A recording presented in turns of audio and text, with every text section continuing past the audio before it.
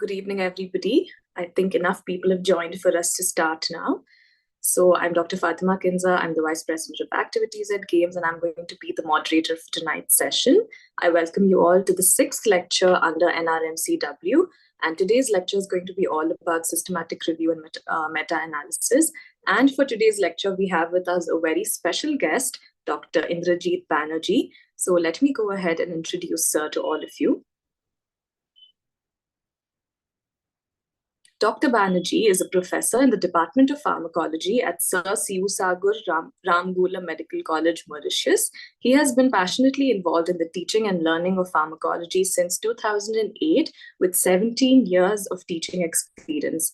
His research interests include clinical pharmacology, pharmacoepidemiology, systematic reviews and meta-analysis, psychopharmacology, drug utilization studies, medical education, and COVID-19. Dr. Banerjee is actively engaged in research and publications and has received prestigious recognition such as the CEA Prize in Neuroscience in 2013 and the Best Paper Award at the International Conference on Research Methodology and Scientific Research, which was also in 2013. Sir also mentors various research projects. Beyond academics, he's a passionate photographer, trekker, and musician, playing the sarod, which is a classical Indian instrument.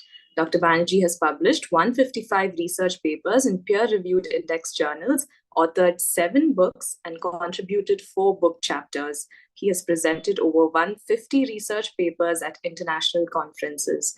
Recently, he presented his work on cardiac complications due to COVID-19 vaccine at a face-to-face international conference at University Hospital in Istanbul, Turkey. His research contributions have been featured in reputed journals such as The Lancet Public Health, The Lancet Neurology, Nepal Journal of Epidemiology, African Health Sciences, Developmental Medicine and Child Neurology, Asian Pacific Journal of Cancer Prevention, BMC Psychiatry, among others. Dr. Banerjee also holds editorial roles and has earned recognition in his field. Most recently, he successfully organized 2 back-to-back international conferences at SSR Medical College, Mauritius, within just 11 months. As organizing secretary, he led the 2023 and the 4th International Conference on Medical and Health Sciences 2024, both of which significantly enhanced the international process of SSR Medical College. So that was extremely inspiring, sir. We welcome you and we're blessed to have you with us tonight.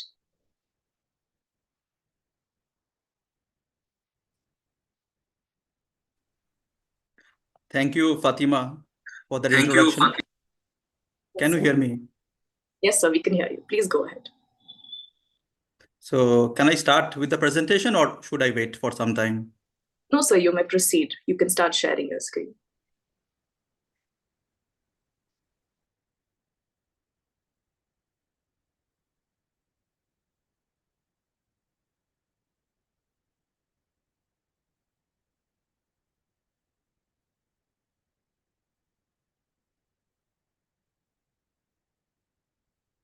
Just confirm whether you can see my presentation. Yes, sir, we can see your screen. Okay, thank you. So good evening, everyone.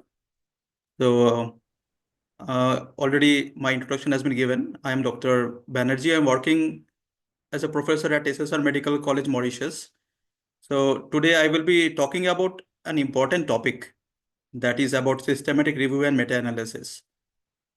You must be all knowing that there are thousands of papers that is coming up regarding systematic review and meta-analysis.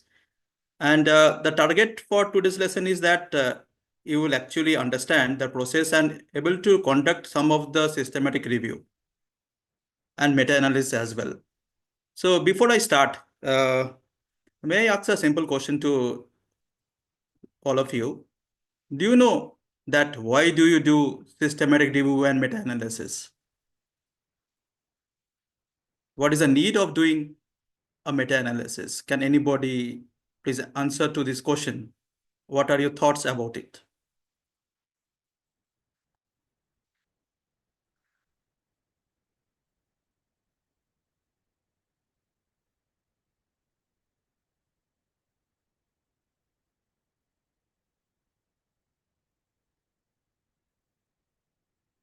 Anybody can tell me? I will prefer that if you can just unmute yourself and talk rather than chatting, because I won't be looking at the chat box. Maybe at the end of the lecture, I can go through the chat box, and I will prefer if you can unmute yourself and communicate. That why, my question is that why we are doing this one, systematic review and meta-analysis. What is the need of doing this? I've already told that there are a lot of publications regarding systematic review and meta-analysis. Anybody? So we can compile all the information that has already been researched on, and we can interpret. Right. Thank you. And anybody else like to add to it? We can compile the information what is available, and we can interpret the results. Anything else? So, to improve the research quality on a certain topic. Okay. Right. Thank you. Anybody else? What are your thoughts? What are your basic understanding of this?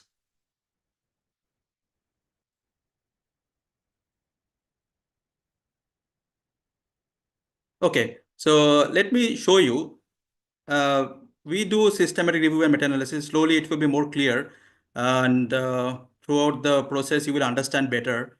So if you see here, this is I am considering all of you are doctors or future doctors. So you understand this. And this is about the evidence-based medicine pyramid. If you see in this pyramid, it is based on the level of evidence. I feel all of you are aware of different types of studies. If you see at the lower end, we have the animal studies or preclinical studies. Over this, we have the case studies, case reports. Then we have case control studies, cohort studies, RCTs, randomized control trial. That is the gold standard of experimental design. So systematic review comes over this. So we draw the evidence from randomized control trial. And when we talk about meta-analysis is still over that. So whenever we write a systematic review or meta-analysis that you're going to learn today, that means we are drawing the information from a higher level of evidence it is available, if it is available. That means we are taking it from the randomized control trials that we are talking about the higher level of evidence. What is the clinical relevance of this one? I will be talking about it later on. Okay, any questions till now? Is it good? Can I proceed?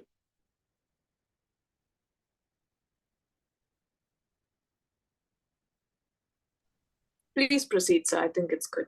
Yeah. Yeah, I prefer that if you can communicate, it is better for me to understand whether you are able to understand or not. Right. Yes. So before I talk about other things, I'll have to acknowledge my team. I'll have to acknowledge Professor Edwin, Professor Padam, Dr. Brijesh, and Dr. Israel. This is my team that we are conducting some of the systematic review meta-analysis as well. And we have published few papers regarding meta-analysis.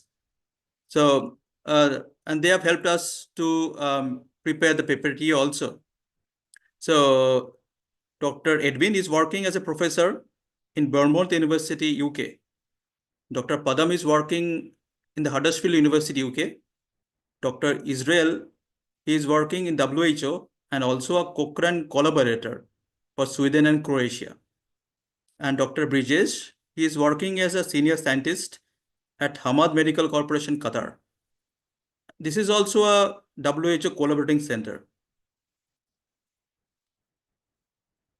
So these are some of the papers we have published regarding the systematic review and meta-analysis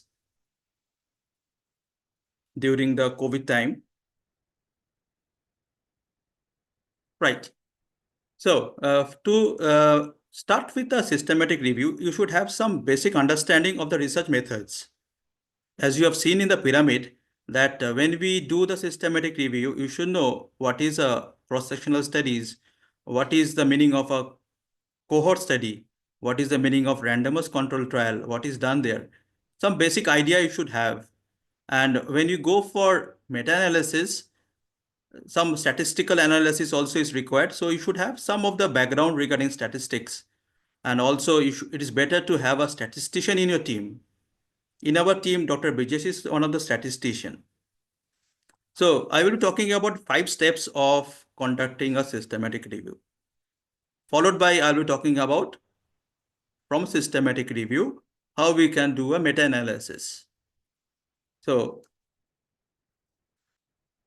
I started with that why we have to do systematic review. Is it just a compilation of the data from different sources? It is not true, because there is a difference between a systematic review, a narrative review, a scoping review, and something is called as live systematic review as well. So this systematic review is a part of evidence-based practice. You have seen already the evidence-based pyramid, right? So you can see here why we have to go for evidence-based practice, because the healthcare system is changing and it is very complex nowadays. Sometimes for the decision making, we have to depend on evidence, because nowadays the patient is also educated. They will search in Google before they will come to see a doctor. So this is also very vital, because we have to defend ourselves based on the evidence. So if you are going for heart surgery or elderly care or decision making, that is important. And also for the clinicians, because clinicians are working in the hospitals, they don't have time. And there are thousands of articles are published, thousands and thousands of RCTs are published. They don't have the time to go through the article. So when we do a systematic review or meta-analysis, we generate information and come to one conclusion.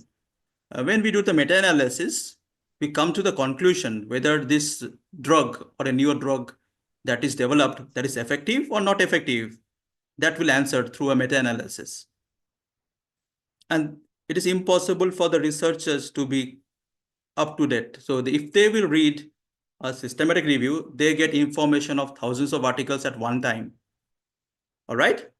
So doing literature review systematically and systematic review is not the same. This is because literature review, I have said that it can be different types. A narrative review, when we search in Google, suppose you type any word, keyword over there in Google, you get suppose some of the information. Are we going to read about what is coming number 50 pages, 60 pages? We are not doing that. We are just seeing 1 or 2, 3 pages. Then we write a paper based on the number of articles that is available in Google. So that is not a systematic review. Systematic review. So what is that? So what is systematic review? This is the first topic. Then I will cover the meta-analysis. So it has got a proper method and it has got a proper inclusion-exclusion criteria preset. And it is designed in such a way that it minimizes biases and the errors that is inherited in traditional or narrative reviews. Do you understand what is a narrative review? Narrative review means if you read some of the papers, you write an article based on 5 papers, 6 papers from any sources. So that is a narrative review. But in a systematic review, we have a preset criteria or a preset inclusion criteria. That means which type of evidence we'll have to include in our study. Like I want to include only the RCTs. Then I won't include which are the case studies. Like that, we have a preset clear methodology, and also there are other processes as well. So what are the steps for conducting a systematic review? That is an important step. If you follow this one, it is not a theory part, or you can actually conduct a systematic review, right? So I will be talking on 5 steps, and those who have undergo training in Mauritius, for them also I will say that something is new for them. Some additional points are there. So be focused. So you will get some new information as well. So you see here, what are the steps for systematic review? So there are 5 steps. to make it simplified. So first step is scoping. All right. Scoping. What you do in scoping? We refine the research question or the review question. So we have a review question or a research question. So we should have a research question, protocol development, that comes in scoping. Right. Second step is searching. We search. I will tell you how to search. What are the different ways of searching? What are the different wildcards? What is the meaning of truncation? What is the meaning of Boolean operators? That we will cover. And what are the databases we should search? Which are the free, that is easily accessible to anyone? Then we go for quality assessment. That means there is a step, you see. We cannot include anything, whatever is available. We have to go for critical appraisal or quality assessment of the articles that we are including in the systematic review. Then there is synthesis, that is also called as data extraction or analysis. Then writing up. You write the full paper. What are the parts of a systematic review paper? That I will cover it quickly. I think most of you do have experience of publishing any paper. Anybody is having some idea of publishing a paper? So few of us have, not everyone. Most of them are newcomers and they've just started the research journey. Okay, so if you have any questions, you can stop me in between because I won't be giving much time on each of the parts of how to write a paper. Otherwise, it will be too long. So I will try to keep it based on what are the objective for today's session. So this slide is important to understand what are the steps. If you can understand, we go through each of the step individually. Okay. So I'm talking about the steps of conducting a systematic review. Understand? What you do? First, you define your research question. So you should have a research question in the mind. And what is a research question? What are the criteria to develop a research question? That I will cover. Okay. Most of you may be acquainted with PICO. So what are the variations of PICO? That will be covered. Okay. So we'll start with the first, followed by searching, how to search. Then we do go for quality assessment, then data synthesis and writing up, right? So each step is vital. We don't skip any step. So we don't start with writing up first. Do you understand that? So we start with scoping. So scoping is what? We are refining the research question. All right. Research question means what we are going to find out.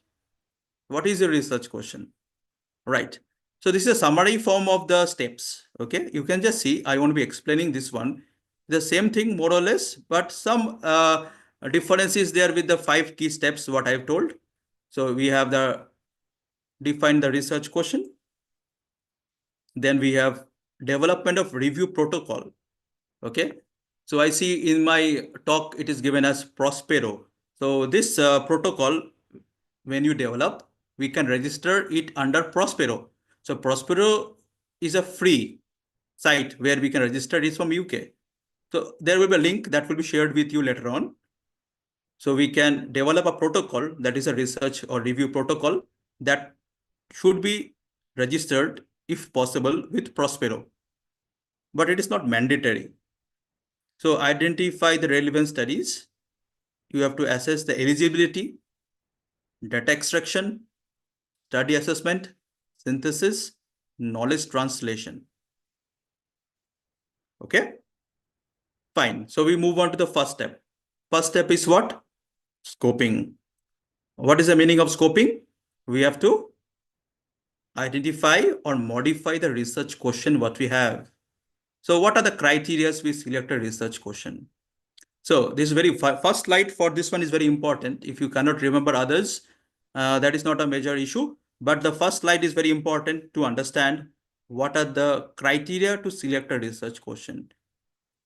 If you see the review question framework, what we follow here, something is called as the PICO. All right. I will give you some example also, so you will understand it better. So PICO, P for population, I for intervention, C for comparison, and O for outcome. So a good research question should have this PICO format. What is my population? What is my intervention? Okay. What is the comparison I am doing? Usually, if we are talking about drugs, we compare with a placebo. what are the outcomes of the study, right? So this is a framework for a good research question, what it should have. For example, I see some of the students are from India, most of them from India. So you're working in a hospital in Kolkata, suppose, right? Kolkata National Medical College. You find that there are a lot of head injuries that is coming to the emergency. That is a problem, right? You have seen in the emergency, a lot of patients are coming with head injuries. When you have done the survey, you have found that not always all patients are having head injury. Those who are having or riding two-wheelers, they are getting head injury. When we did it properly, when you try to find out more detailed information, what we found is that we are refining the question, right? We found that it is not a male, it is a female patient. Those who are getting more of head injuries, right? So now, what is my research question? I want to find out that in Kolkata, right? In female patient, those who are riding motorbikes or two-wheelers, those are sitting behind, right? They are getting head injuries, right? Why it is happening? Because they're not wearing the helmets. So if we compare with the intervention is here that you give helmet to them, right? So I compare with a group, those who are wearing helmet, those are not wearing helmet. What is the outcome of the study? Outcome of the research question is that those who are wearing helmet, the chances of head injury will reduce. So this is how we can formulate a research question. Or when we are not doing an original study, when we are formulating a review article study, that is more easier for you to do that because you are not doing a primary study. You are collecting the data from the data that is already available, like RCTs you are doing. You find this information in RCT. Okay. So population, which intervention was done in RCT, I think you have learned already because I think most of you have done community medicine, right? So you have learned that in RCT, we have a placebo control trial. We compare with placebo group and then the drug experimental group, right? And we compare between the two and see the outcome of the drug, right? So this is a PICO format. All right. Any problem to understand PICO format of a first step of a systematic review? We are refining the question. If it is all good, we will proceed with a variation of the research question. I think you can go ahead, sir. It was very understandable and explained in detail. Okay, thank you. All right. Okay, so now I will go with what are the variations for this PICO format. One of the variation, most simple one is PICOT, P-I-C-O-T. That is not in my PPT, but you see P-I-C-O-T, T for time. Okay, that is one variation. Now, if your research question won't fit to PICO, what do you do? What are the variations? So before we just jump into that other format, you have to see that whether you have missed anything or not, that you have to check it first. You have to read the full paper. You have to understand whether you have missed the PICO format or not. That is the first step, right? So whether you have missed the standard care, placebo, non-intervention group, etc., like comparison, that you have to check it first. Like PIC, you are missing C, suppose, you have to check it properly, right? Now, suppose you don't have the PICO format, what you do? What are the variations? So PIE, what is the PIE stands for? It is a problem, intervention, and evaluation. That is a E. That is one of the variation of PICO. Problem, there are some examples are there. I won't be going in details of this one because it will take a lot of time if I go in details, right? So one of the other format is PICOC, peacock. Okay, it is similar, but here what is happening? You are having the context, like in which context we are talking about. If you see here, is more or less same. Population, intervention, comparison, outcome is the same. What is the context? I am talking about what is my data where I am taking. I want to do my study in African countries, right? If I want to do a social intervention, or if you want to find any disease in males that is occurring, having the disease in, suppose, in tribal population, that is a context can be done. If you want to find any disease or something, right? Or any type of religion, suppose you want to do, so can be done. So this is a context. Okay, so or you want to do it in a Indian population.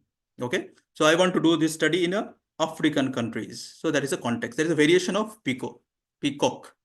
Okay, few others are there. That is for social intervention. That is called as CIMO, context, interventions, mechanism, outcome. Okay, this is mostly for management studies and for also public health and behavior interventions. This is an example of this one: context, intervention, mechanism, and outcome. What is the context you see? What is my research question here? CIMO. But I would say that this will come only after, if you understand PICO. PICO, if you understand, that is good enough. These are variations. All right. If you don't understand all this variation is okay. So this is a variation of PICO. I have mentioned about PICO, PIE, PICOC, this is CIMO. Okay. Do workplace stress management intervention improve the health of employees? So what is my context? Context is workplace. And what is the intervention? Intervention is we are doing some management of stress management intervention. Okay. What is the mechanism? This interventions, what intervention? That should be there in the questionnaire. Okay. An outcome is to improve the health of employees. That is a variation of PICO. Okay. So this is usually done for qualitative research. Maybe you have learned it before. I've checked in the workshop design is that you are having a statistics session just before this one. So you must be knowing different types of studies, right? So this spider model is used for mixed methods and qualitative design. I hope you understand what you understand by a qualitative design. Mixed methods means we have both qualitative and quantitative. Okay. So this is for that methods, right? So qualitative means what numbers we cannot count. That is a qualitative. Okay. Quantitative means the numbers we are talking about. Suppose you have taken 5 drinks in a day. That is a how many numbers of drinks you have taken a day. That is a quantitative data.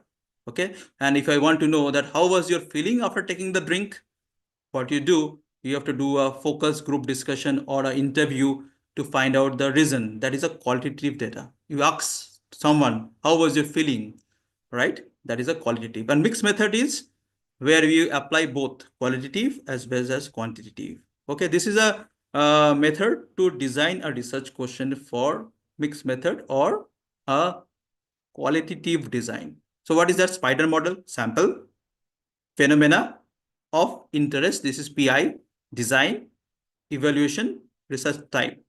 This is a spider model used for qualitative research design or mixed methods. So you can see one more alternative to the qualitative design. This is called a SPICE model. Okay. What is a SPICE model? Setting, perspective, intervention, comparison, evaluation. Okay. If you don't remember the SPICE model, I think you can remember the diagram of SPICE that is common available in India, right? So this is a SPICE model for which type of study design? Qualitative. Okay. So this is a quotation given by Albert Einstein about the qualitative research, that not everything that counts can be counted, and not everything that can be counted counts. That is the beauty of qualitative research design, right? So you should avoid some of the questions that is not specific. These are called as woolly questions. That means we cannot be vague in our questionnaire or question design or what are the research question we are doing. We cannot be vague on that. So I have taken an example that how we can prevent young people in Kolkata from growing obese. So this is not a question that is having the format what I've covered till now, like the PICO format, the most common one, right? So this is a woolly question. That means not clear or not logical. Could the government of India do more to improve well-being? Okay, this type of questions should be avoided. Okay, so this is a scoping. Scoping means, like I have told you, the first step of a system review, you have to have a research question. So we can design the research question based on the PICO format, PICOT format, PICOC format, okay, SPICE model, okay, whatever is a study design, or spiral model, CMO format. So these are the variations to the research question. So now once you have the research question, we should have a mind mapping. Mind mapping means we should have an idea in the mind that what we are going to do. So mind mapping is needed for the introduction part of your research, but you don't have to draft the introduction now, right? You have a mind mapping for the introduction, that what is the things that is coming up in the introduction of the topic. Okay, so I won't be going in details. You can see the image, you will understand what is a mind mapping. Maybe you have used in your medical course what is a mind mapping, right? Good. So any questions for the first step, scoping, or the protocol development? You have to write a protocol and that to be registered under Prospero. I told that that is the end of this systematic review. Okay. So can we move on to the stage 2, that is searching? And can anybody just tell me that whether it is too fast or slow, or it is all right to understand? I can modify the pace. If you want me to go fast, I can go faster. If you want me to go slowly, I can go slowly, or like this only. What do you think? I think it's been Is a it good okay? pace. Very understandable. Yes, sir. You can proceed. Right. Okay, thank you. So this is the stage 1. Then we move on to stage 2 now.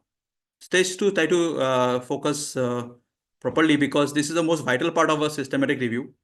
If you do searching properly, then only you can do the systematic review meta-analysis.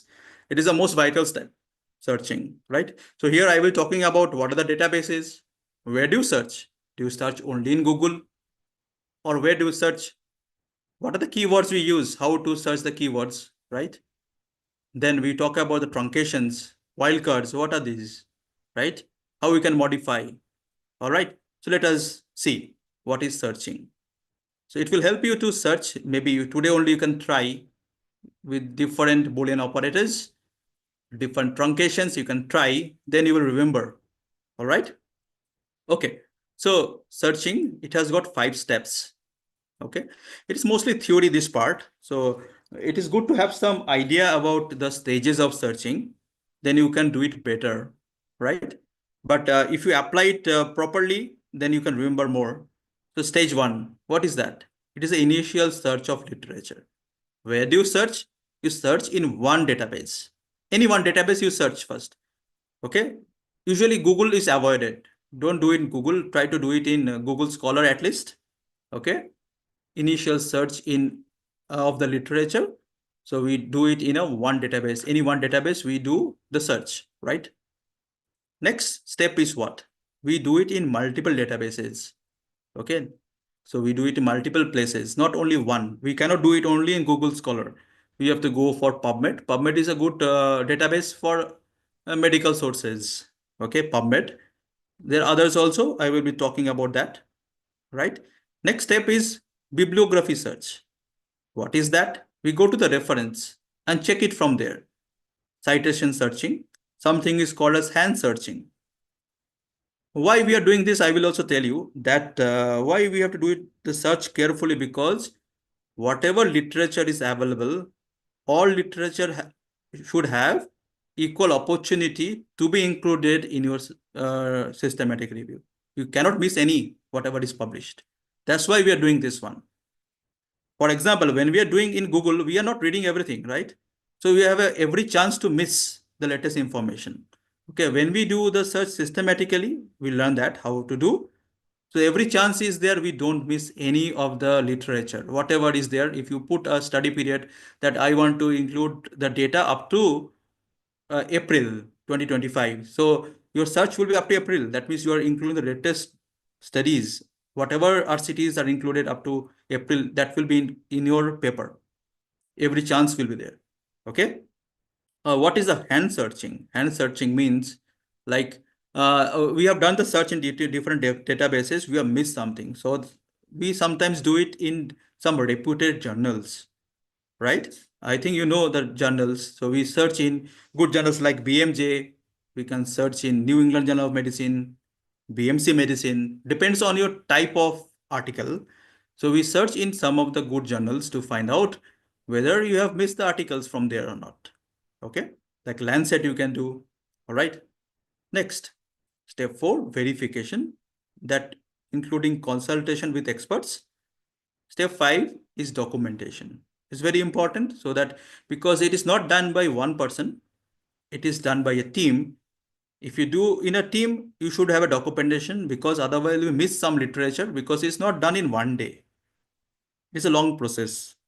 Okay. Right. So we move on to what are the databases and how do we search, right? Try to pay attention. This is important. Okay. Maybe those who are studying medicine now, it will be useful for you. Right. So what are the databases that is commonly used? I will talk about Cochrane over here, right? Okay. So the important ones that you cannot forget is PubMed. Okay. Today only you can search PubMed, right? You get free access to the abstract of the article. Abstract means a summary. Okay. We get a link for PubMed Central. If you see PubMed Central, PubMed Central is for full text article. All right. PubMed is for abstract only. Then we have TRIP database. TRIP is also one of the database you can search. Okay. Turning research into practice database. We have Google Scholar, right? That also can be searched. Ebesco, Hinari, Scopus, Embase, Sinal. Sinal is not required for you. It is mostly for nursing. And Cochrane library is there. Okay. Maybe I will come back to this Cochrane. Okay. What this logo suggests and why they have done this evidence-based practice based on this Cochrane. I hope you have heard about Cochrane.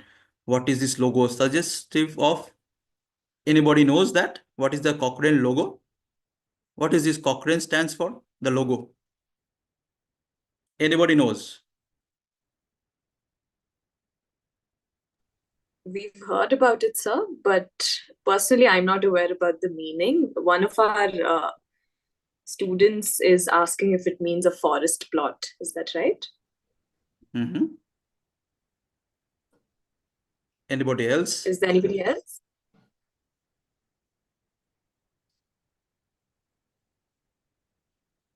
I guess not, sir. We learn from you. Okay. It is actually a forest plot, right? So I was talking about evidence-based medicine, right? Is a nice history about this, right? You see, there are two C's are here. There is one C here. There is one more C over here, right? These are for collaboration, global collaboration. They collaborate globally, right? And this is a forest plot, okay? Some of you are right. It's a forest plot. What is that? It is a data from different systematic review. They are compiling in one. That is called as data pooling, right? These are some lines you see. These lines, these are horizontal lines. These are the 95% confidence interval. Maybe you have learned in community medicine. For each systematic review, the outcome, it is given by this horizontal lines, right? And this is a line of no effect, the vertical line. And can you see a diamond over here? Yes, sir. The diamond is for the data pooling of all the studies. It comes here. That means what the study is talking about. If you see, you can say this drug is effective, left side. That is the meaning of this one, is effective. If it touches this line, the middle line, line of known effect, that means it is not statistically significant. So this one, you see, this diamond is not touching this line. That means this is statistically significant. Okay. So how it was developed, you know, Cochrane, I think you've heard. You can search it today, Cochrane's databases, Cochrane, right? So in one of my team members, a Cochrane collaborator I mentioned, Dr. Israel, right? So it was a study based on the effect of corticosteroids, okay? Effect of corticosteroids on the mothers, okay?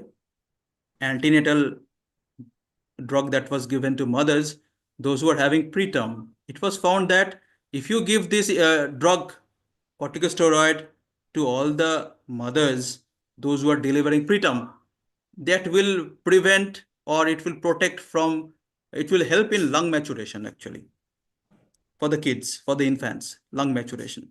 So this was the study that was published by Cochrane.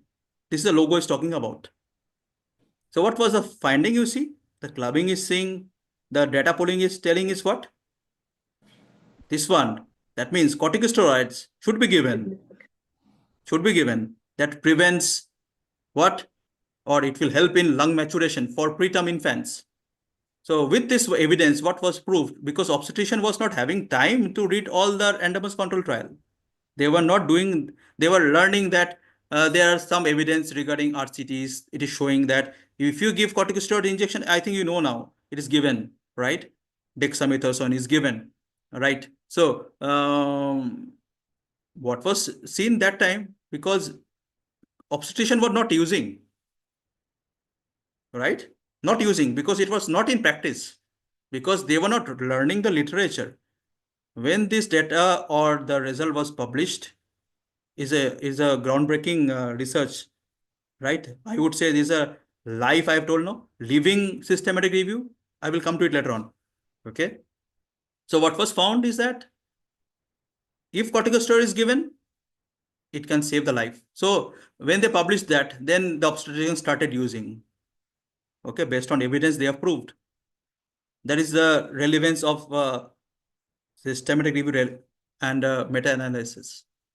Okay, so when the obstetrician see this one, that means what they can make a decision on their treatment. They will see that yes, we have to give this drug. Then it will prevent or save the life of so many infants. It saved actually. Thousands and thousands of infants were saved if you give corticosteroids. That was based on this result. Okay, do you follow? It's a forest plot. All right. And also I would say that so many literatures are available, right? So they don't do it in practice, right? So once it is published, then they will see that there is evidence to prove this. And also why it is a living systematic review or meta-analysis. Why it is living? Because it is always updated. If you go to the Cochrane site, they will see still research is going on that. They're updating the data. It is revised 4 times. Initially, this was published in 2003, if I'm not wrong. Okay. Now, if you see, there is 4th revision, but not the same authors, different authors. They're updating the data. The latest one is published in 2020. So that's why it is a living. It is not done once, right? Same systematic review with some alternation is repeated. So that is living. It is not a dead systematic review. Understand? We follow. So it is revised. So this is a Cochrane. All right. So now I hope it is clear. So these are the databases. So we'll see that how to search in the different databases. Okay. Is it too long is going on? Or it is okay? I go fast. It's very I asked interesting. Dr. Abhishek. Dr. Abhishek told me that you have time of 1.5 hours. Yeah, So that's should I? It's very interesting. A lot of things even I'm learning. So I think even the kids are enjoying it. So Sure. yeah, sure, sir. Okay.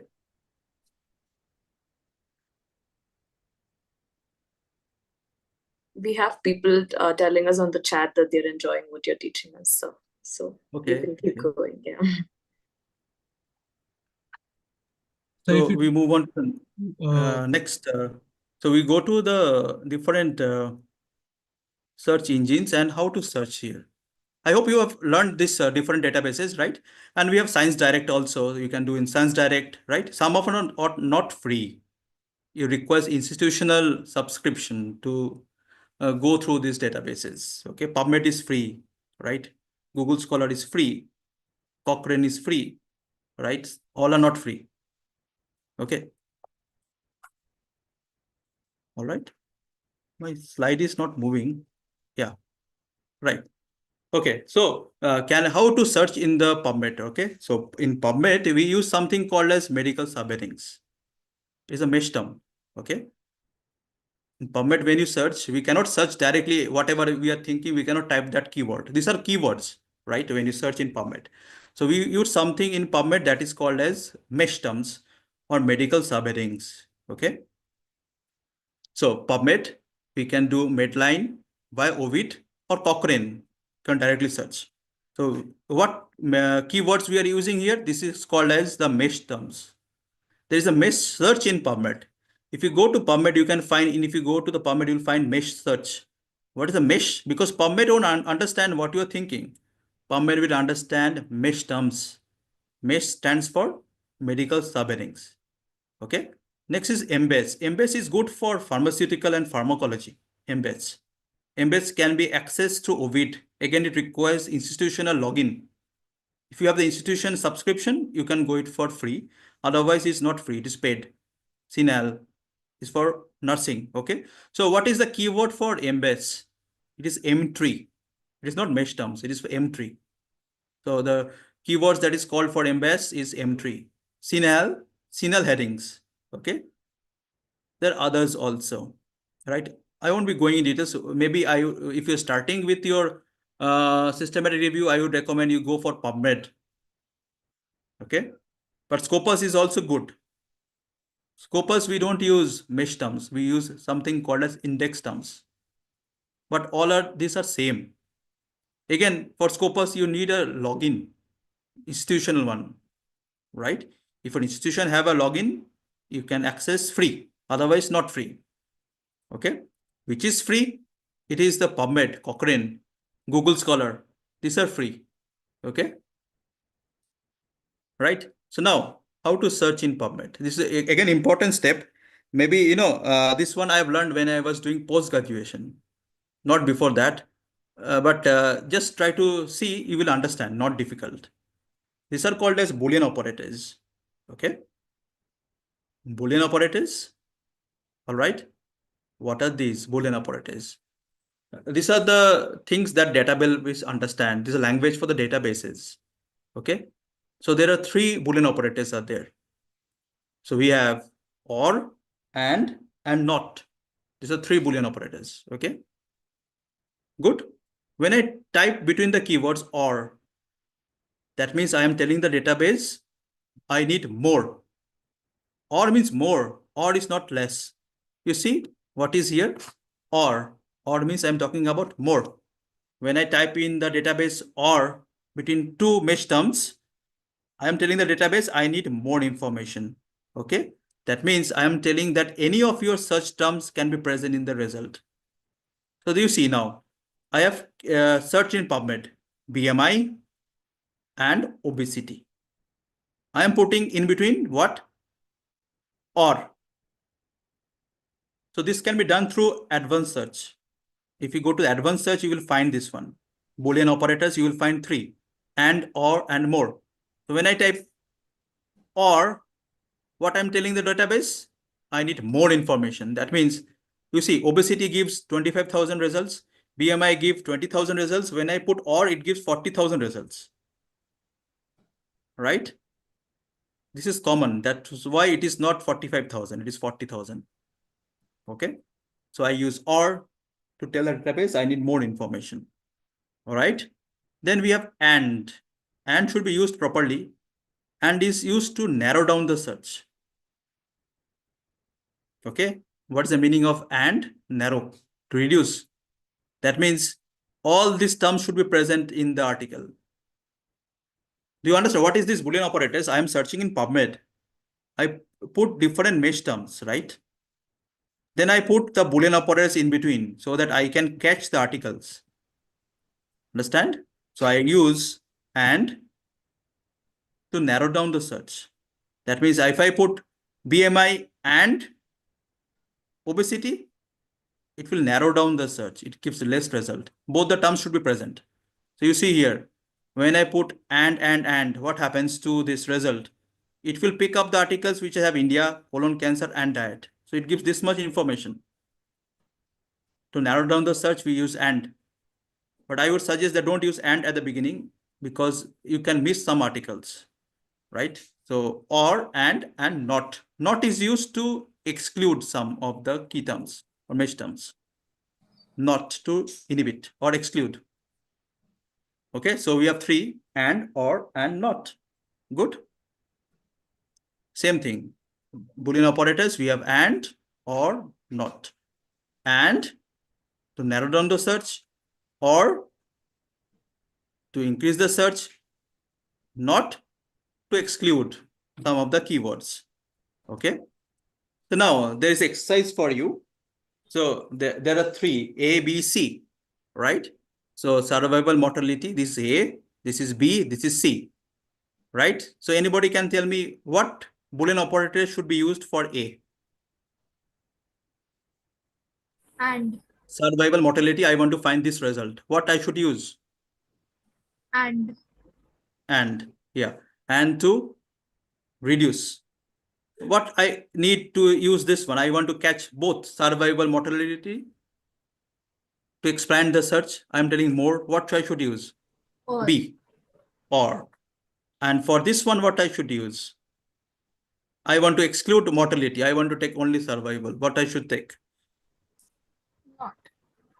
Not. Yes, that's right. So this is and, this is or, this is not.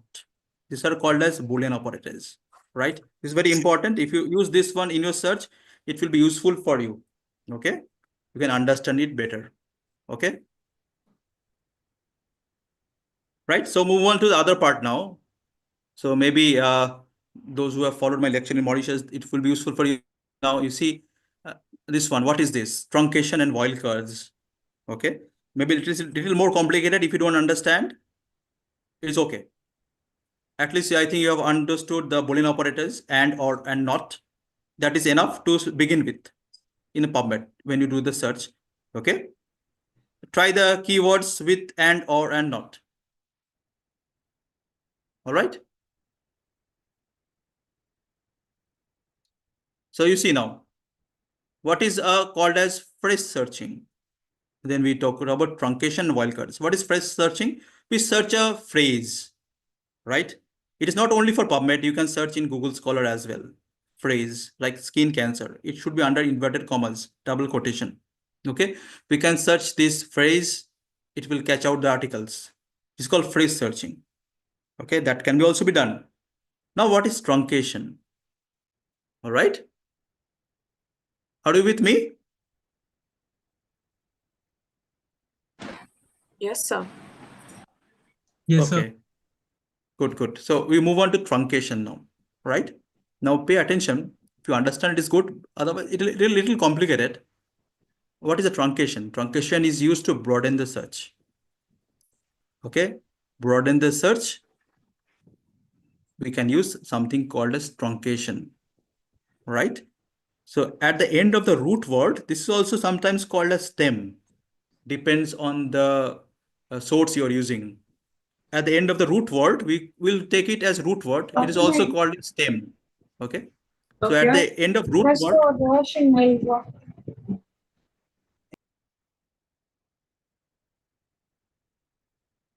so at the end of the root word, we put this mark, asterisk sign, truncation mark.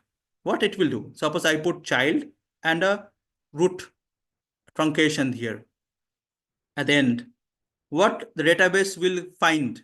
Database will also return children, childbearing, childbirth, and so on. That is the meaning of truncation. Understand? So I put truncation after genetic. So it will find out the articles related to genetics, genetically. So that will do for you. You don't have to type separately genetics, genetically and all. Okay. So this one is called as truncation. So this is used after the end of the root word, right? So there is some also the ways we can limit the truncation. Okay. How we can do that? You can see here. Right, so root word you can understand, no? The main word I were talking about. After that, we put this mark asterisk sign, right? So now, if you put this one, so you will take anyone, any numbers. It will suppose I am putting stimulant and putting the truncation mark here. That means if you put any n numbers of the right hand truncation, that means it will take stimulation, stimulated, stimulus, any word after stimulant. Okay, right. So this is not good. Okay, this won't take this one. So now suppose we can also reduce that. How we can reduce that? Suppose this one, if you see, I can limit the truncated word. How? Therapy. We have used the truncation and we put 3. What is the meaning of that? It will take after therapy P any 3 letters. That is the meaning of 3. Therapy 3 means it will take therap and 3 letters 1, 2, 3. That is the meaning of this truncation. Okay, but it won't take therapeutic. Why it won't take therapeutic? Anybody can tell me? If I put the truncation therap mark 3, it will take 3 letters, right? It won't take therapeutic. Why it won't take therapeutic? Or to take therapeutic, what truncation I should use here? 5. You see, 1, 2, 3, right? 4, 5. Good. So you have to take what? You can use 5, right? Like that. 1, 2, 3, 4, 5. So it will take therapeutic. All right. So like that you can modify. This is truncations, right?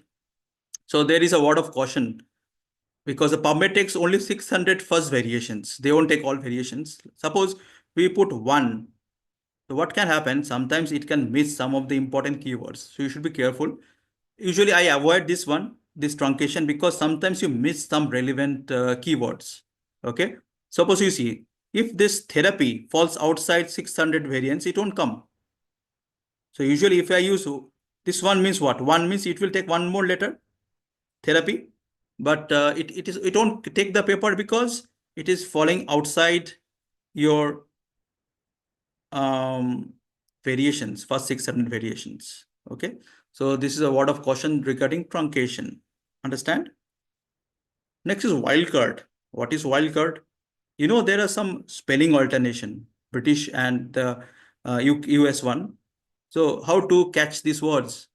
For Ovid, we can use this word, hash sign, right? So if you put a woman #n, so it will take this also, this also. W singular, plural, color, spellings. So these are called as wildcards. So what are used? We use this hash sign, question mark, right? So these are called as what? These are called as wildcards. Okay. So for spelling, we are using question mark. Okay. This is for singular, plural, right? So if you put this one, we can have both woman and woman, both it will catch. So if you put this wildcard in between your mesh terms, okay, usually that is used. This one is mostly preferred for Google Scholar and Scopus, okay, truncation and wildcards, all right? So now, so what we have done, we have searched in the different databases, we have found the papers, we have searched in PubMed, we have searched in Google Scholar, maybe we have searched in Scopus, and we got the paper. Now what is the next step? We have to download the full paper because we have to go through the full paper, then only we can synthesize the data. Okay.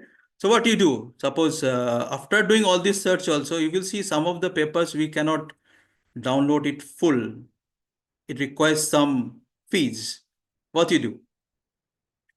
Suppose they ask you to pay. You will see, I have done all the search. I have interested, it is matching to your research question. I want to download that research and that full paper. Now the problem is that they're asking for payment. What you do? Suppose they're asking you pay $200 to read the paper or download the paper. So if you have money, you can pay $200, you can get the paper. But if you don't have, what you do? What are the alternative methods? I will just show you. You have get some idea. So now you can just go through the different website like LinkedIn. LinkedIn, you can find the author of the paper, right? You can text the author that request for the full text article because you are doing a research that is similar to the research question that they have published. So we want the full text request to the authors, ResearchGate, Google Scholar. Okay. you can get the email of the author, email author for PDF. Understand? Request the author. All right. There is one more method. So I have shown that you have to go to the ResearchGate. You can ask for request for full text. All right. Now you have done all literature review. You have found 20 articles that is relevant to your study. What is the next step? So first step, what I have done? I've done scoping. Second step, what I have done? I have done what? After scoping, what comes next?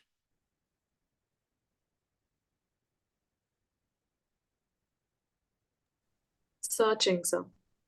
Searching. Yes. So we have done the searching. So next, can we do the data analysis and all? So you have searched. What is the next step? Next step is critical appraisal. Okay.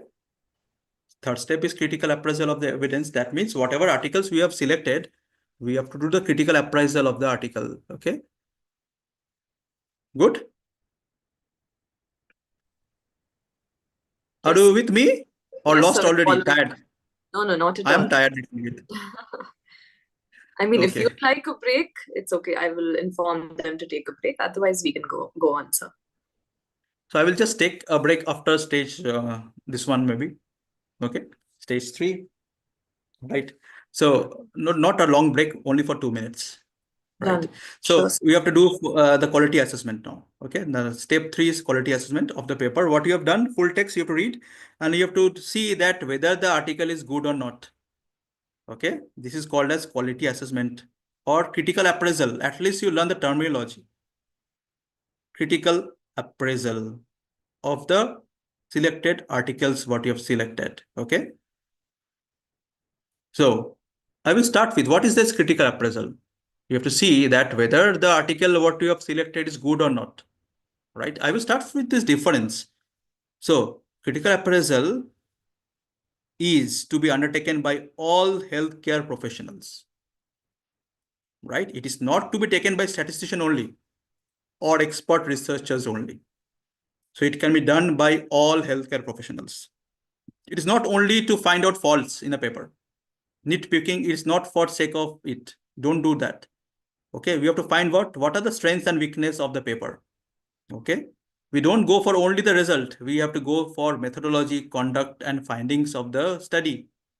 Understand? This is a critical appraisal. That means we are going for, is the article is good or not?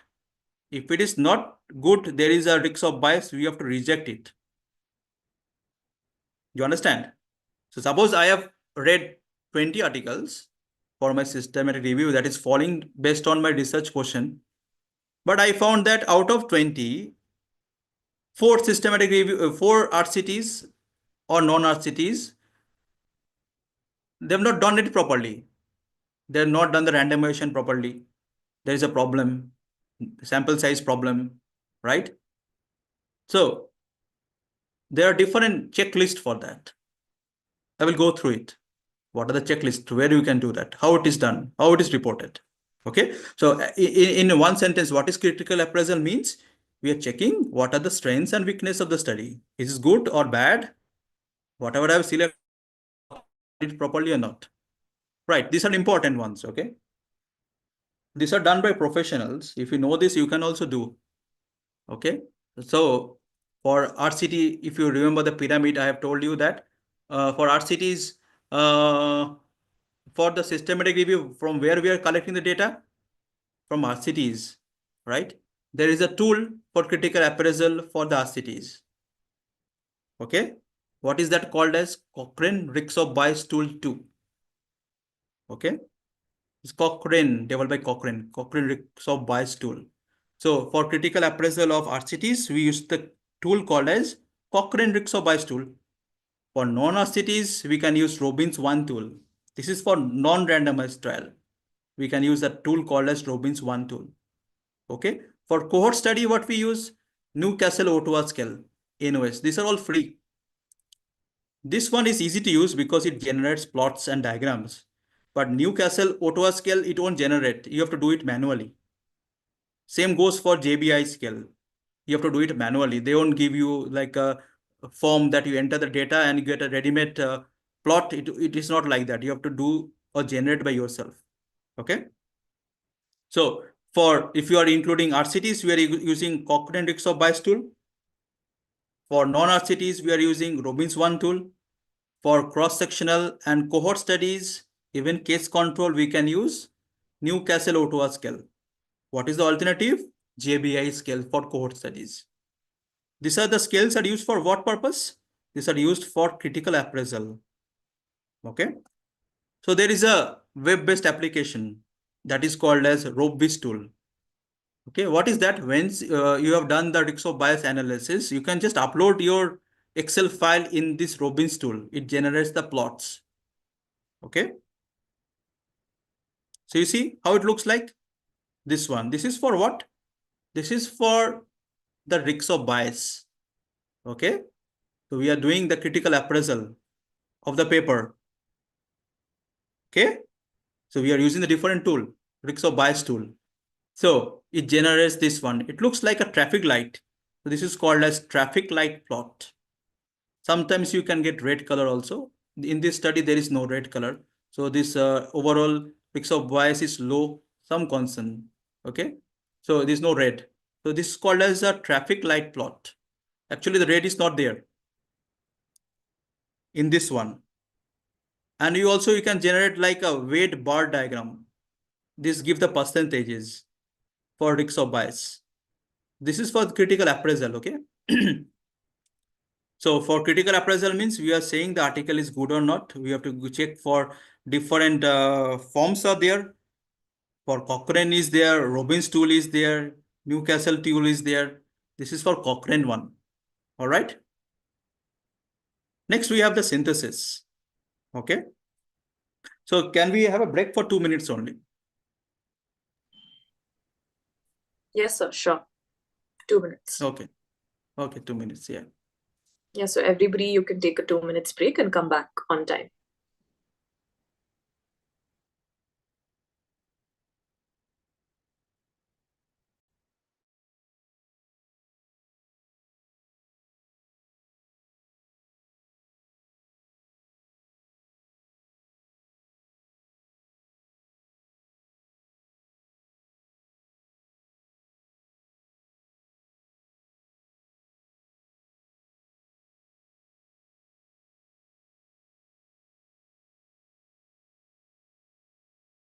Thank you.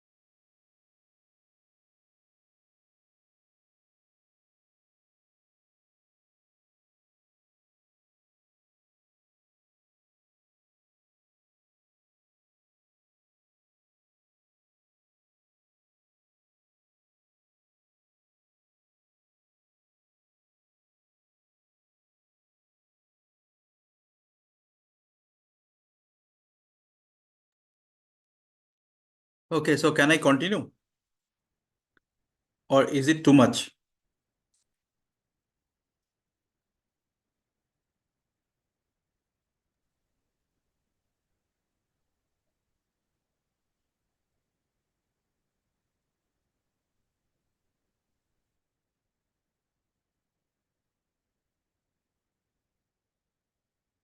Some part are remaining because, So you can you won't be able to.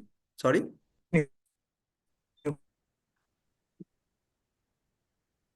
Your so you voice is can continue. breaking. Okay, thank you. Right. So what I've discussed till now is the different phases of systematic review. We have learned first step is scoping, then searching, then what we have done, critical appraisal also we have done using different tools, right? So what is the next step? Next step is to do the data synthesis. Okay. Now, so that is the next step. We have all the articles with us. We have to synthesize the data. It don't much take much time because we already have the articles with you, right? And it is not a primary research, so it's not difficult. Now data synthesis or data extraction.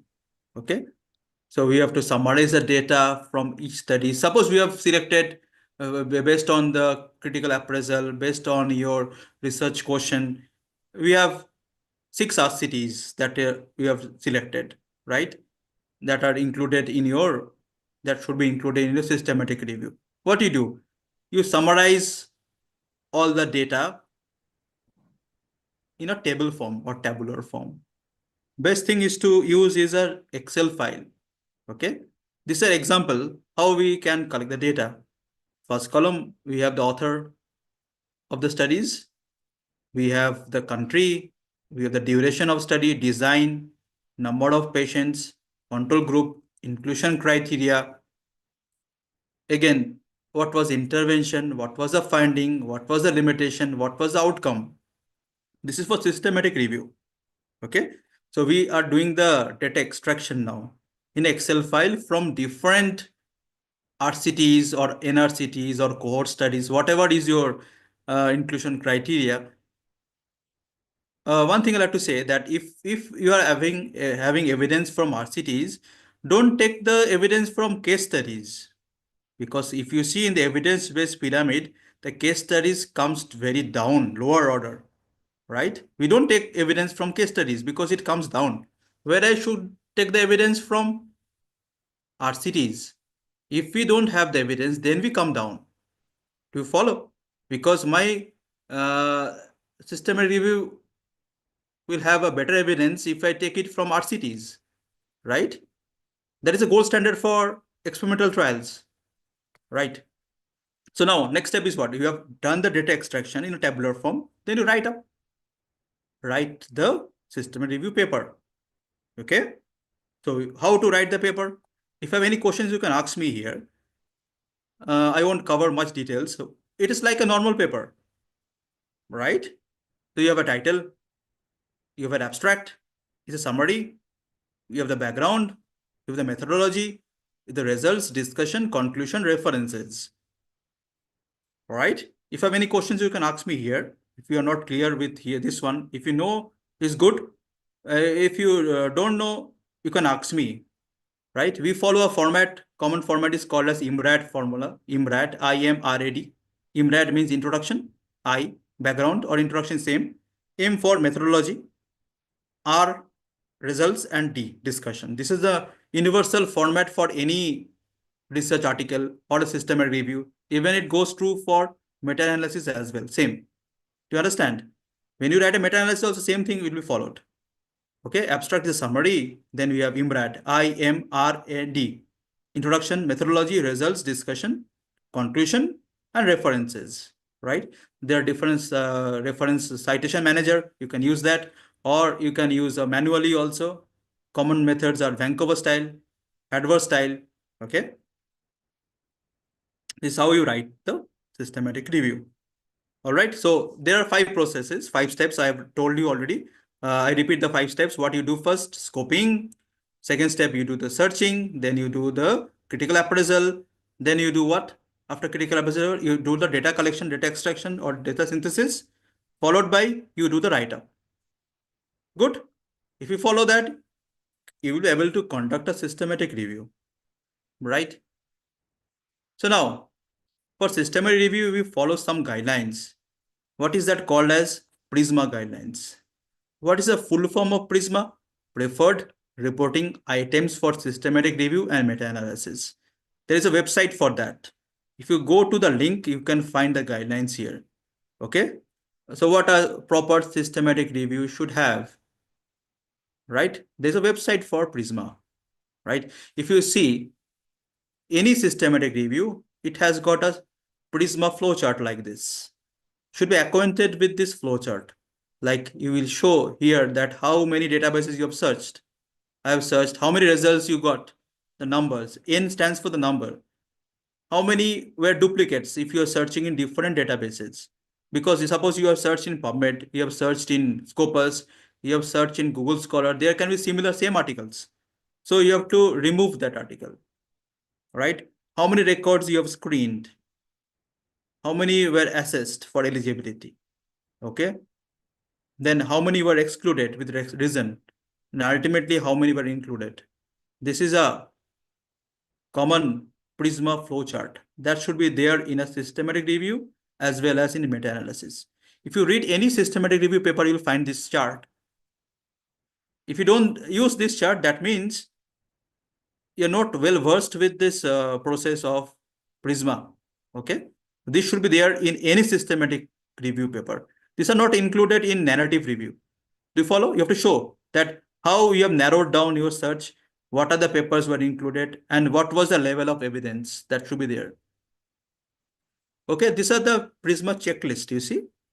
That is available in the PRISMA website. What is a checklist for PRISMA? There are 27 checklist item numbers, you see.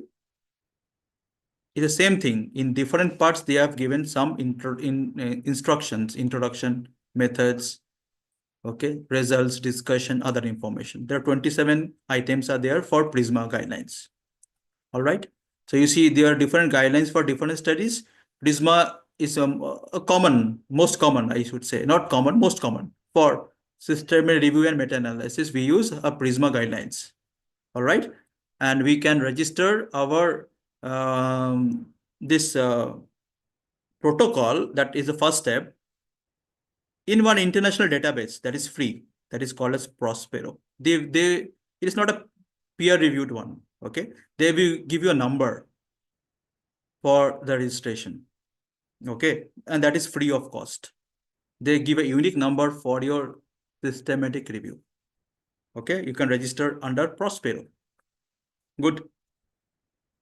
That means anybody can access any database, right? So if you have a registration number, that means you are doing that. That is registered. Okay, that is the only difference. But I have told already, it's not mandatory to register under Prospero. Even without registration, we can publish that paper. Good. Any questions till now for systematic review? I mentioned about different databases, the 5 steps of systematic review. Then we go for meta-analysis. Any questions till now? So in the chat box, we have a student asking you to re-explain the synthesis step, data extraction and analysis. Okay. All right. So synthesis means now we have, after critical appraisal, we found that there are 6 RCTs, those are relevant to my research question. And it has cleared the critical appraisal. It is having less bias, right? So we include. Now, what do you do from these 6 RCTs? We have to get the data from these RCTs, right? So how to get the data? This was some of the example. How to extract the data in Excel sheet, right?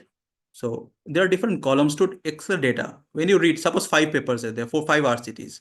How I am extracting the data? I make a table, right? In the table, I have made some columns. These are columns These are rows, right? So in the column, what I am doing, first column, we are doing the authors. Who were the authors for that RCT? Good. You get the author name there, no? In any RCT. Who were the authors? You write the first author name, which was the year of publication. The recommended version is that you follow a chronological order. Maybe you can start with 2007, 1922, or you can find 2022, 1907. Chronological order, you follow the order. Okay. So first column for authors, the year of publication, then country where the study was conducted. But I am saying this is not like common for all studies. It can vary. This is done by you. Which are the parameters you want to compare the 5 trials? This is just an idea. It is not fixed that you have to do only on this parameters, but these are just to get a idea that what could be the parameters. Understand? Like I compare the studies based on year, country, duration. What was the design of the study? You see, art cities. I am comparing. In art cities, how many were they in the interventional group? How many were controlled? You will find in the RCT. Their arms are there. The arms it will be written there. In the RCT, when you go and read the paper, you will find in the methodology that how many were in the interventional group, how many were you understand? Interventional group, control group means how many have received the drug?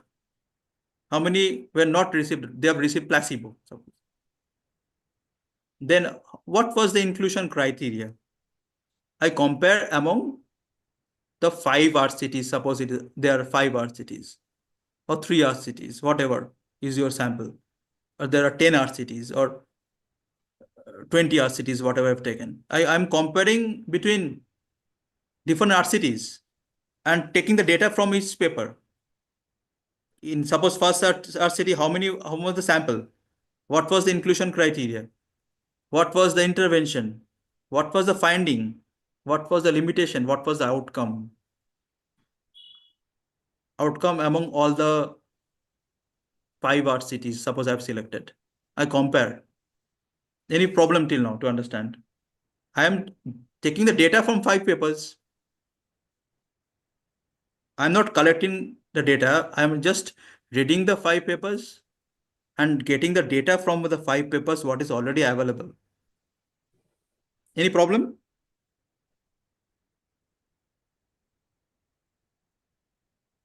No, sir, I think that was understandable. Okay. Now, if you're going The for student meta-analysis, says yeah. the answer. Yeah. Okay. Now, suppose if you are going for meta-analysis, in your data, you should have the odds ratio as well.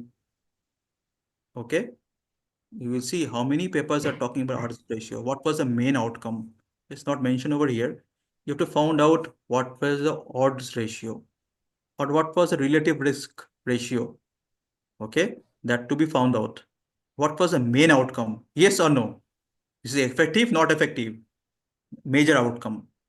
Plus means effective, right? Negative means we don't know. Understand? So this step is required to go for further ahead of systematic review, meta-analysis. We have to know the odds ratio. Okay, relative risk ratio. That should be also included in your data analysis. You find what? Odds ratio 95% confidence interval to do that. That will be available in your paper as well. In the study, what you are including, they will have if you go to their results, you will find that. What was the main outcome? What was the odds ratio? What was the 95% confidence interval? You get the information where, you don't have to do that odds ratio. You get the information from the RCTs already published. Understand? You get the information from their article and put it in the table. Do you follow that? Extra what I've said, odds ratio, risk ratio, 95% confidence interval, p-value. Okay, that you take. Good. In the extraction, if you're going for systematic review, after that meta-analysis. All right. Any problem? Can I proceed? So there's one more question. A student wants to know, In systematic reviews and meta-analysis, in the discussion section of our research paper, what are the results that we compare our studies results with? Because to begin with, we are compiling data from multiple research papers. So in a usual research paper, we normally compare it to like existing literature, right? So since our research itself is going to be a compilation of the multiple research papers, he wants to know what exactly we write in the discussion section. Okay, it is a good question. Okay, so in the discussion, what you have to do is that you don't just report your own findings. All right. When you report your own finding, it becomes results. In a discussion section, what is required? You have to compare with other studies as well. So you can compare with any other clinical trial.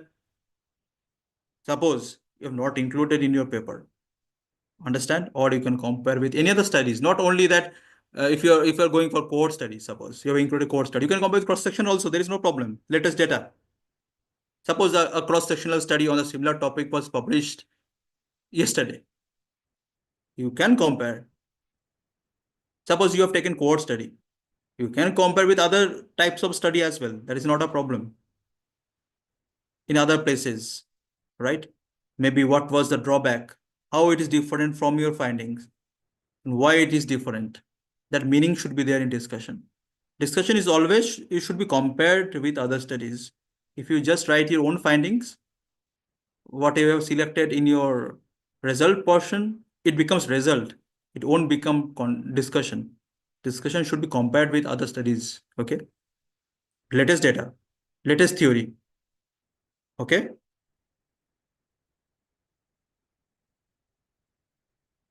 Maybe you have taken RCTs, right? You've not taken non-RCTs. Can be done. You find that article in other places. In the methodology, sometimes we take full text article, right? It is not a full text. You are getting as an abstract form. You can write in discussion. There is not a problem. But we don't include in the main study because we are not able to get the full paper. We can compare with the study as well in the abstract, what you are getting. Suppose our clinical trial you're getting, you're not able to generate or getting the full text article. So you're excluding that, no? Okay. So don't forget about in discussion, always try to compare with other studies. All right. Can I proceed? Yes, I think that's about it. You can go ahead with the presentation. Right. So we go to the next stage, that is meta-analysis, right? So what is meta-analysis and what is a systematic review? So if you see, some of the papers are published as systematic review only. Some papers are published systematic review and meta-analysis. What is the difference? When you go for systematic review, it won't give you the idea whether this treatment is effective or not. It is a compilation that we started with, right? Compilation of different RCTs, suppose, but we cannot come to a common conclusion. This meta-analysis is done to come to a common conclusion. We should know after reading a meta-analysis, this is effective, is useful, it will reduce the disease burden or not. That will help you to modify the treatment. If you read the meta-analysis, you know that, yes, based on this meta-analysis finding, if done properly, who are the authors first also? Yes, it has got significance, clinically significance, right? So what is the meta-analysis? So meta-analysis, for doing that, it is better to have a statistician in your team, because as a medical student, you won't be able to do. All right. So you have to do, if you know statistics, good. Otherwise, it's better to have a statistician. Okay. Because it requires a statistical technique to compile the results, combine the result, but similar studies to obtain an overall estimate of the treatment effect. What is the meaning? So now we are coming to one conclusion. If you see the forest plot again, the diamond, what we are talking about, it is telling about one conclusion only. What is the conclusion? We should use corticosteroids in mothers, those who are having preterm delivery, for fetal lung maturation. That is the conclusion. So we should use. that will change the treatment, no? Decision. That's why we have to do a meta-analysis. Okay. So there are different softwares are there, different tests are there, and models are there. Right? So we learned about some of them. Okay. It's good to know about medical students should know which are the different softwares. Okay. So we have R. It's good to know the names. I will tell you the drawbacks. R software, RevMan, Python, Strata. Okay, I mentioned few, right? So now for this meta-analysis, which is recommended for a medical student, it is RevMan. Why RevMan? Is user-friendly, okay? And also we don't have to learn programming languages, and it is free from Cochrane. It's free. All right. So I would suggest for you to use RevMan. It's free. Now what about R? R is good, right? But it requires a statistician to learn, or you have to undergo a course for R to learn the software. Okay, it requires programming languages. You have to know the program. It requires programmers, R, coding. Understand? That's why it is a little bit difficult for medical students or a doctor, right? It requires statistician to handle the R software or Strata, Python, right? Little bit difficult. So which is the preferred one? What you can do or use is RevMan. All right. Right. So there are two methods are there, or two models are there for meta-analysis. What are the two models are there? Fixed efforts and random effects. Okay. The two models, statistical models are used for any meta-analysis. What are fixed effects will tell you? The true effect of the treatment is in the same way for every study. What is the meaning of this? Now I have selected 5 studies, those who are having odds ratio or risk ratio. All 5 studies are saying that their outcome is in the same direction. This means true, good. Understand? It is effective. How much effective? All are having same for same study, every study. There is a fixed effect. What is a random effect? True effect of estimate for each study will vary. There is a variation. Okay. That is called as random effect. Good. So there are two statistical models are used for any meta-analysis. Which are the two models are used? Fixed efforts and random effects. Fixed effects means all studies are moving towards same direction. And random means they can vary. That is random. So there is a test that is done here. If you are noting it down, I will tell you. The test is called as heterogeneity test. Heterogeneity. Okay. With that test, we will know whether the study is having fixed effects or random effect. We do a test, I-square test. Okay. That is the study for heterogeneity. Ultimately, what is it is founding? Why the name is given heterogeneity? How much the studies are similar? It finds the homogeneity of the study. Okay. So what is the test called as? I-square test. I-square. Okay. So we know that if you do that test, heterogeneity testing, we know that their study, how many studies are having homogeneity. The test is called heterogeneity study. Okay. There's a tool developed by Cochrane that is useful, that is again free for this heterogeneity testing. What is the test we are doing? Called as I-square. Okay. Now, about the results. So apart from that, more or less the systematic review is same here. So here what we are doing extra, we are compiling and applying the test and coming to the conclusion of one. What is the net effect of the study, what you have done, whether my corticosteroid is effective or not, right?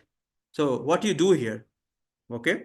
So include the flow chart. What is the flow chart? It's a Prisma one, what I have shown. Prisma flow chart. Same thing. How many studies, how many databases you have done, what was the inclusion, how many you have done, how many you have excluded, what was coming, that should be shown in the flow chart, Prisma flow chart. Okay. Now there is a figure. Two figures are very important for meta-analysis. That you should know. Everyone should know that. What are the two figures that is important for a meta-analysis? This is called as forest plot. Okay. Forest plot and funnel plot. These are two diagrams that should be included in a meta-analysis. What do you say? Forest plot. I will show a picture of a forest plot. Should be able to read a forest plot. Okay. Then results of heterogeneous testing that I've told you, we do a I-square testing, I-square for heterogeneity. Okay. Overall summary statistics. Okay. Results of a sensitivity analysis and meta regression if performed. So I would say these are a more higher level. If you are doing for the first time, my recommendation would be to do a systematic review first, followed by meta-analysis, followed by meta-regression. That should be the sequence to learn. Okay, meta-analysis and meta-regression. What is the difference? Meta-analysis, we have one outcome. Okay, one outcome only. Yes, no, good, bad, whatever, effective, not effective, one outcome. But in meta-regression, we have multiple outcomes. More difficult.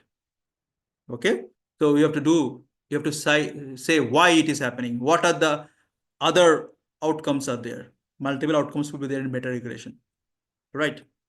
Now you see, it's better to be acquainted with this diagram. What is a forest plot? Looks little bit complex, but if you understand, it's not difficult.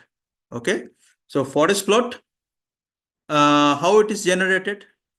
How we can do this forest plot? Forest plots are generated through the softwares, right? Even there are some papers I have read that we can generate a forest plot with SPSS as well. Okay, latest SPS if you're using 29 version. Okay, otherwise the common one I have told, Revman is better.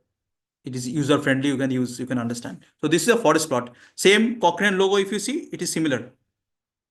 Do you remember the Cochrane logo? That forest plot. You see the same. Just I will explain what is a forest plot here. So left side, what you see, these are the name of authors.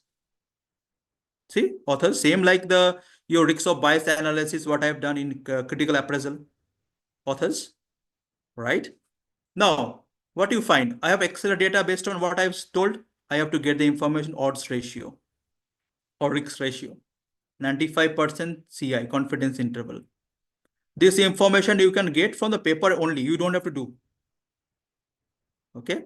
So odds ratio is 1.23. And this is the 95% confidence interval, 0.39 to 3.89. This is the 95% CI. Something is called as weight. You see 9.2, 6.4, 9.9. This is weight. These are extracted for a forest plot. Now, how to read a forest plot? You see, there are some lines. These are here. These are called as horizontal lines. You can see. This is a vertical line at 1. Right? It's a line of no difference is 1. These are horizontal lines. Horizontal line will tell you the 95% CI of individual study. See, this study, what is the 95% CI? This one, this line, this line, this line for this study, this line for this study. These are 95% CI for individual studies.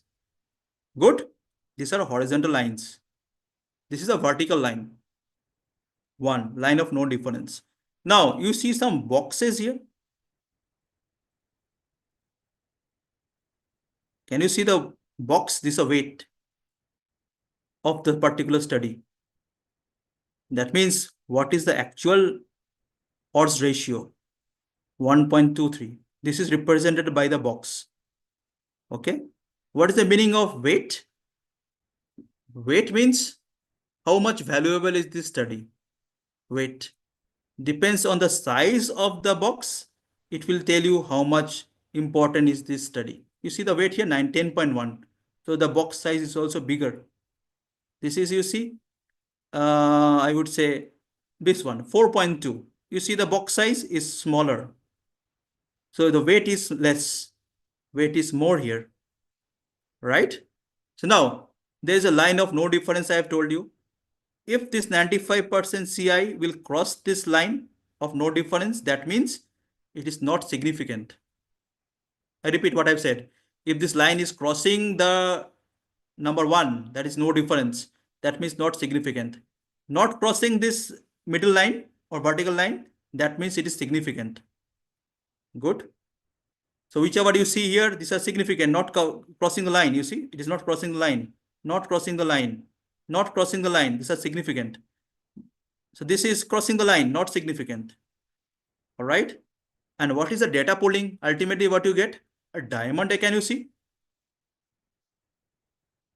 Diamond is the data pooling of all the 95% CI. What comes? 0.54. All that is represented by the diamond. Okay. This is the thickness of the diamond, means how much is the CI, 95% CI. Okay. What is the odds ratio of the pooled data?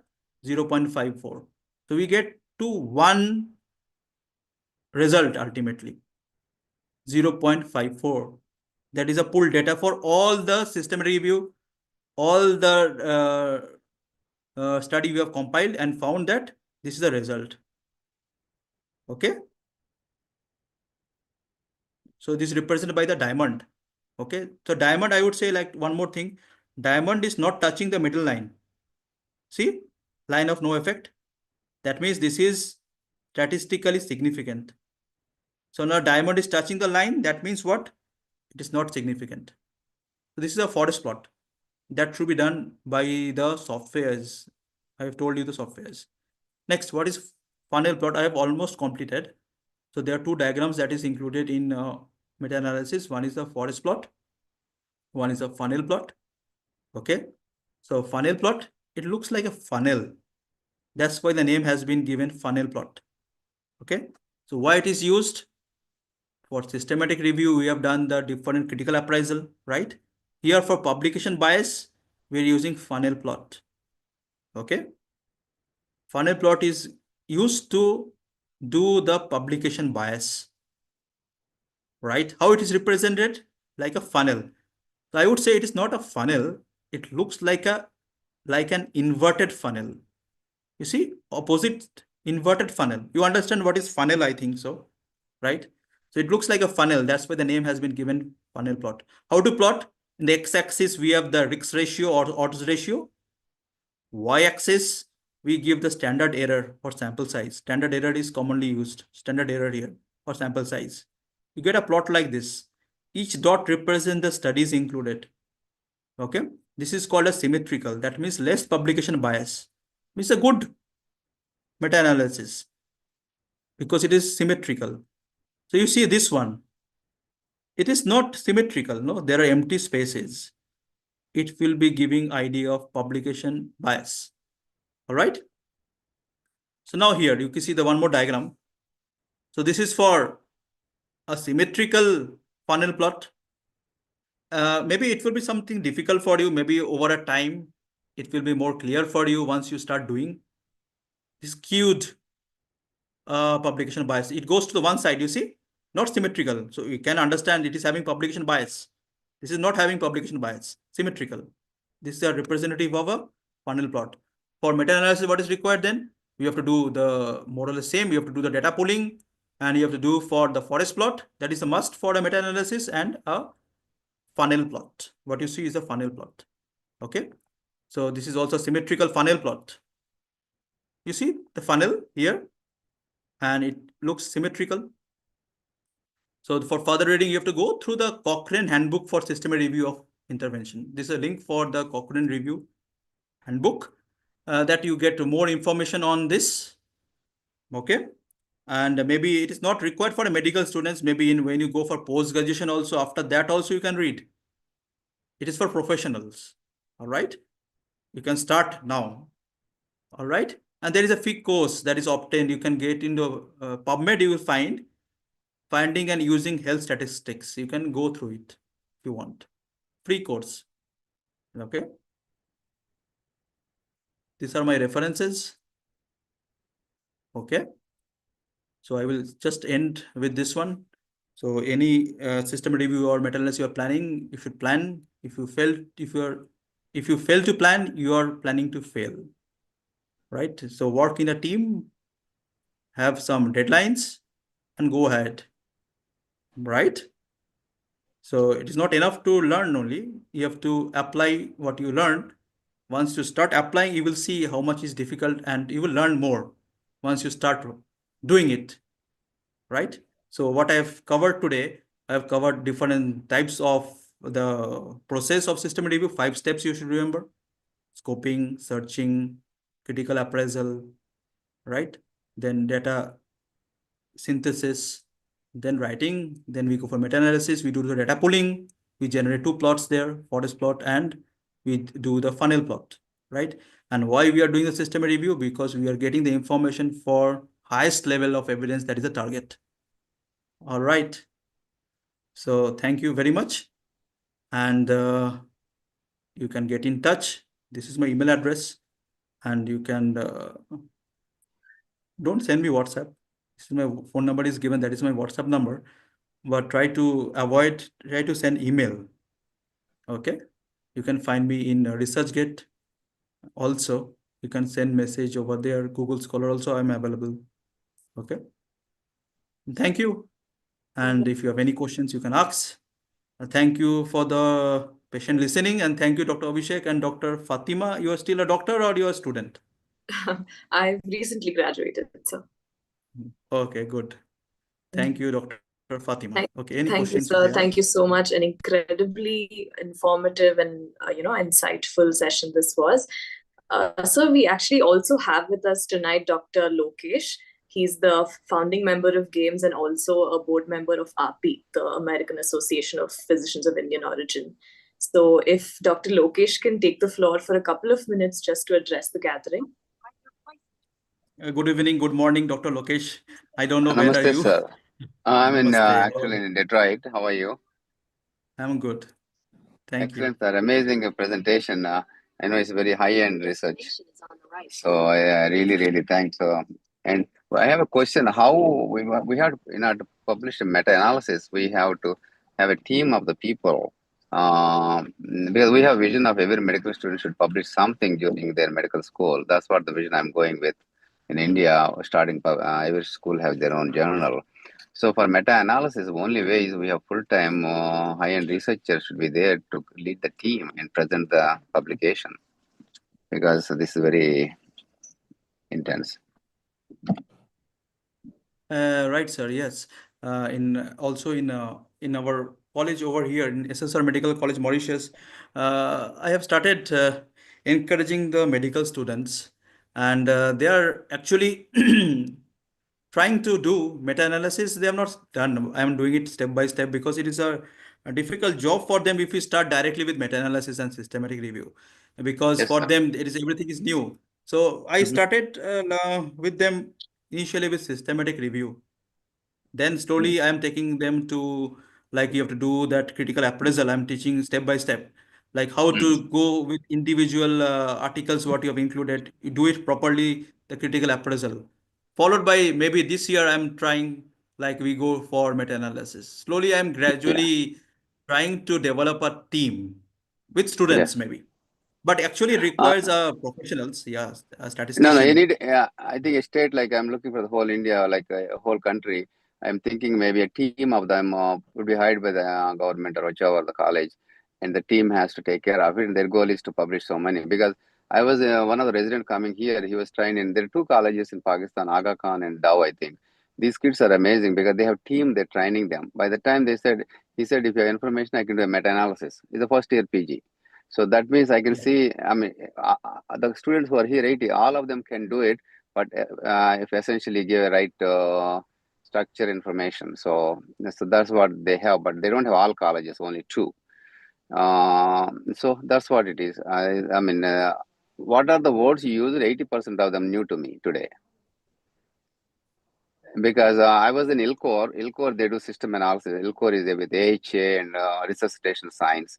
And they have a task force. They meet high-end people like GAIMS, and they meet once a month on Zoom, and they publish guidelines. They bring the resuscitation guidelines across the world.